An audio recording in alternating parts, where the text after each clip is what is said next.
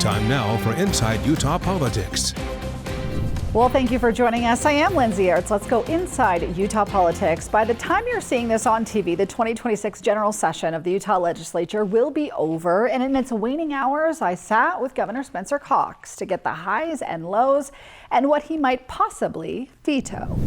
Governor, it's good to be with you. Always good to be with you, Lindsay. How's your 45 days been? Incredible. Oh, really? Best 45 You're lying. days of the year. You're lying through your teeth. No, I mean that sincerely.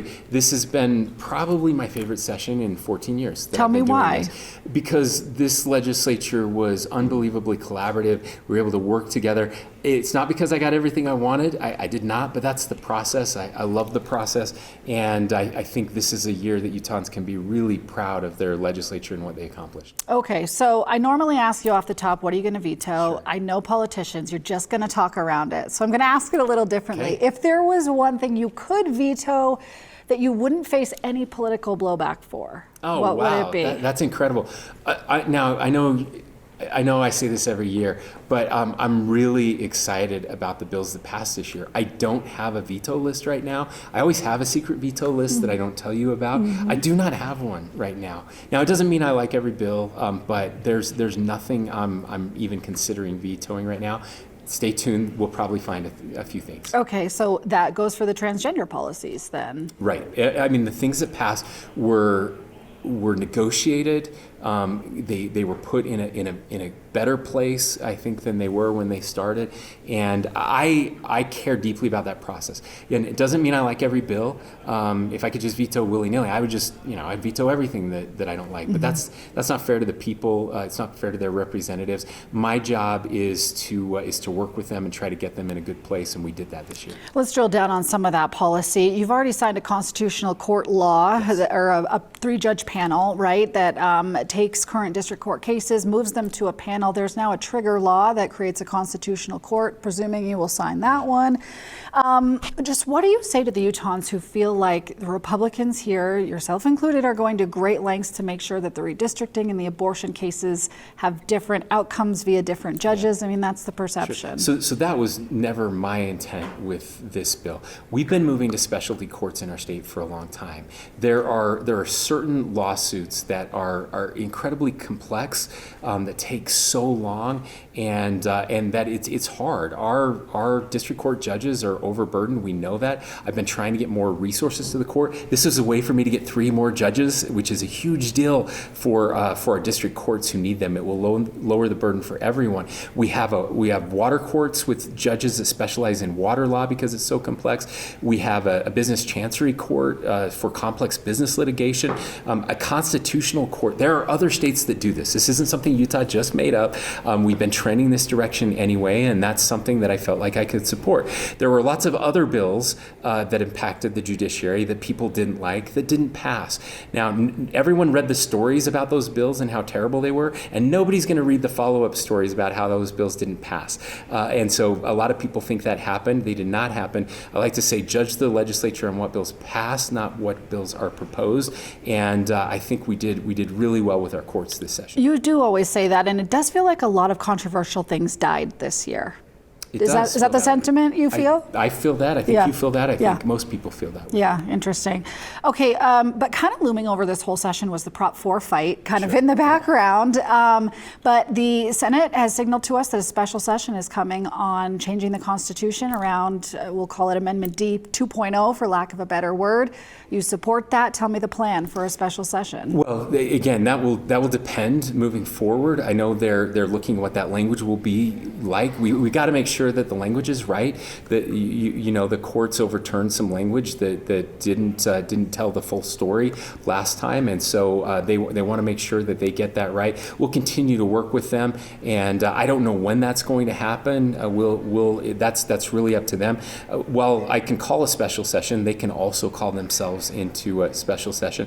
And I like to remind people, when it comes to constitutional amendments, that's one I don't actually get to weigh in on. Which you have a bully pulpit. I do have a bully pulpit for sure, and I will, but I don't get to sign or veto those pieces of legislation. So the legislature takes the lead on those, and we'll work closely with them. Okay. Let's talk about some of this AI regulation. The Trump administration came in here and kind of killed some of Utah's bills. Are you okay with what they did here? Do you believe that the state should have the right here to regulate AI, or are you frustrated with the Trump administration and how they came in here? No, look, so they had frustration with one bill, and I had some frustration with that one bill as well. For reasons that we've talked about, I've been very clear that I want to regulate AI in the right ways, but not overburden AI with regulations. We need innovation in this space. We know that AI has the ability to solve some of our greatest problems.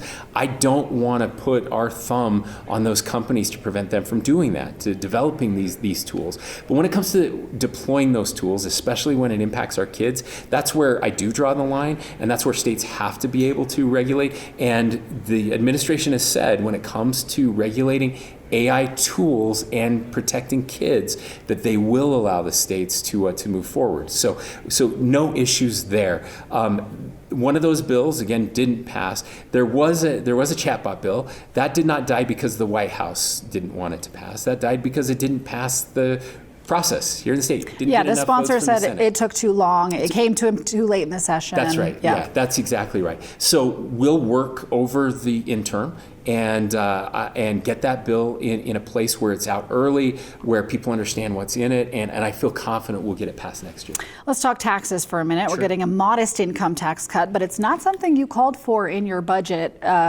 Is there any chance you veto an income tax cut? No. I would be very surprised if you say yes. You would be surprised. That should have been my first answer. I know. Right? Well, you said you didn't have a veto list, so that's No, look, the reason I didn't propose it is because we didn't know what the budget was going to look like this year. We didn't have the final numbers. We weren't sure. We already gave, I want to remind people, we gave people a $300 million tax cut because we follow the federal tax cuts that came out of the big, beautiful bill. We didn't have to do that, but we did it. So we started with a $300 million tax cut, and then I said I could support that if the numbers came in right. Two things happened. One, the numbers came in, and we were able to reduce people's taxes. We have a cushion. Mm-hmm. So we added $100 million there. So that's $400 million in tax cuts. So I would say that's more than modest when you put the two together. And number two, we cut back on spending. Every one of my departments a more than 2% cut, which allowed us to again make the tax cut, and it allowed us to fund some new programs by eliminating old programs, which is just good government. So looking kind of broadly at this session, Utah still has some major challenges. We've got housing costs, we've got air quality, we've got water shortages. Do you feel like the legislature went in the right direction this year? I do. When it comes to the budget, this is one of the reasons I said this is one of my favorite sessions in 14 years. Literacy. We have funding for literacy, some major literacy changes. This was a top priority for us. We were able to get bell-to-bell cell phone bans done. That's good for our kids. That's stuff that really matters. We have energy policy and funding for our nuclear program here in the state of Utah. Critical minerals was part of that's so important. And then my other two top priorities were homelessness, where we got ongoing funding, something we've been trying to get for 4 years. We got it passed this year. But you're requiring the cities to chip in an equal amount that the state is chipping in. And they will. They're excited. They're okay about with this. that? They're great. They've been trying to get some ongoing funding from the state for 4 years. So this is going to make a great difference. And then housing, that's the other piece. We got funding for infrastructure so we can unlock property that could be built on but doesn't have infrastructure, increase supply, lower prices. Your people are telling me to wrap, but with a centralized homeless campus, we won't be doing that this year. We didn't fund it, but tell me the plan for that. Yeah, we got the most important piece. So we're going to be working with the city and county to make sure that we have space available, and then next year we'll look at what's happening at a federal level, what the funding streams are there, and if the campus is still needed, we'll push on it then. If it's not, then we'll just keep doing what we're doing. We'll have to leave it there. Governor Spencer Cox, thanks for your Lindsay. time. Well, my thanks to the governor there. Still ahead on Inside Utah Politics, Senator Scott Sandall reflects on water, taxes, court reform, and all the work of this session. When we come back, more on Inside Utah Politics. Time now for Inside Utah Politics. Welcome back. Thanks for joining me. Senator Scott Sandall joining me now. Going to talk a little bit of wrap up of the legislative session and some hot button issues that the legislature has been working on over the last 45 days. Senator, thanks for being here. Thank you, Lindsay. It's good to be here. Well, you and I have spent almost every day together over the last 45 days because the Senate so graciously allows the media to talk to them every single day. So I just want to say we appreciate that. Thank you. We're glad that you're there, interested in what we're doing, and getting the message out about how good Utah is. You love all my questions, don't you? I just absolutely love every one of your questions. I'm the most annoying reporter in Senatorville, but here we go. Okay, so one of the big proposals I've been harping on all session is the Constitutional Court. This is a proposal where you've created so far a panel of judges where a district court case can move from their current district judge to a panel. Can you just explain why the legislature believed this was the best solution? Because some are perceiving this as you guys judge shopping and moving cases where you don't like the outcome. Yeah, so first of all, let me address, I don't believe this is judge shopping at all, because these panel participants would be randomly assigned from district courts. They would not just sit on the court. Every time there was a case in front of them, they would be randomly assigned, and it would change over time. Legislature heard a few questions along the way. We've changed that now that any party can pursue a petition to the panel. If the panel by chance is deemed to be unconstitutional, there's a bill file that will allow it now to go back to a court that's established by law. We do this in a few other places. We've done it for businesses, for business cases. We do it for some specialty things that we think have statewide impact rather than just having one judge in one geographic location. How is it not judge shopping to say that the legislature, and albeit there's a bill to change this, right, but that a party can move a case from its district court judge to a panel? I mean, in essence, you're saying, I don't like this judge, or you're moving cases mid-case. Is that not moving it from an outcome you don't like so far? Well, I think, one, it's only around constitutional issues. I think that's really an important distinction. So if there's something that rises to the level of whether it's constitutional or not, I do believe that more than one judge has the ability to do a better job at it. And I don't think it's really shopping, because those judges are randomly assigned. But if the Constitutional Court were to trigger, then they wouldn't be randomly assigned. That's true. They would not be randomly assigned. They would be chosen. So quite honestly, I believe that citizens would be better served if the Constitution is not a court, because it costs more money, they're permanent, and I appreciate the random assignment based on one case or two cases a year. You're facing 3 of these cases that have challenged you at the Utah Supreme Court, saying that the 3-judge panel is unconstitutional. They believe that a single judge at the district level is the only thing the Constitution provides for. Why do you see that differently? Well, it's interesting. I think the sponsors worked with the judiciary to try to come up with the solution, and I think they had a solution worked out. So if the judiciary seems to be on board with it and the legislature's on board with it, the plaintiffs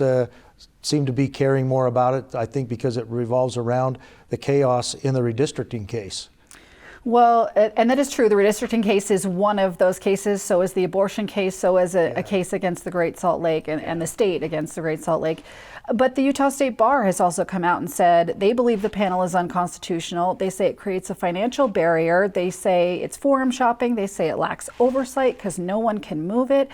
They say it violates separation of powers, arguing that changing a judge in the middle of a case is political interference. I mean, those are some heavy allegations. I can't speak for the bar. I'm not an attorney, but I do know that the bar has some different opinions than the legislature does, and I guess we'll see what happens. And you expect this trigger law to pass this afternoon, because it comes with a fiscal note too. I do, and we're working on the funding if indeed the trigger law does happen. Okay, we'll have to wait and see how that all plays out. Let's move to taxes, shall we? We've got several. This is the fun part. Everybody loves talking taxes. This is the fun part. It's fun. We're doing a modest income tax cut. We're cutting the gas tax. We have some child tax care credits. Talk about just the Overall picture of taxes in Utah, does the legislature believe in getting rid of income tax altogether? Is that the goal? I believe that's very possible. It's going to take a long time. This is something you have to chip away at. But anytime you want more of something, you tax it less. And we want more productivity in the state. So the income tax is a tax on productivity. Anytime we tax less of it, we get more of it. And quite honestly, more money stays in the system. Families, even if it's $40 or $50 a year and we do it 6 years in a row or 10 years in a row, all of a sudden now families have $700, $800 more in their pockets. They're going to spend that on services and on goods, and that money is going to flow in the economy in the way that people want it to, rather than the government having it and us trying to spend it. Some in the education community argue, though, that chipping away at the income tax, that money's earmarked for public, higher ed, some social services. How does the legislature see, I mean, does this mean we have less money in the income tax fund and less money for education over these years? I don't think so, because our income tax fund continues to steadily grow as we get bigger. We're going to allocate probably an increase of 5% into education this year, after we have decreased for 6 years in a row now the income tax. We continue to find ways to fund education at higher levels, even though our student population is in decline. So I think we've found a really nice balance, and education, as much as they'd like to maybe think that or some that advocate that way, education's getting a lot of funding and additional funding. Yeah, I think it's the constant lowering of the income tax fund, right? That they're like, can the increase in the income tax fund keep up with pace at the amount that we're taking out of it? And then there's the other argument, just that, you know, a $50 minimal in tax cut this year could be put into some services that we constantly say we don't have money for. And I get you're doing it 6 years in a row, right? So you're saying that adds up, but you know, this year, could we use the money for homeless services, for health and human services, for other areas, for water that didn't get enough funding? You can always make the argument that we could put the money somewhere else, and that's a true statement. The question is do the citizens of the state of Utah want to keep more of their money and spend it the way they want, or do they want to send it to the state government and have us allocate it out for certain things?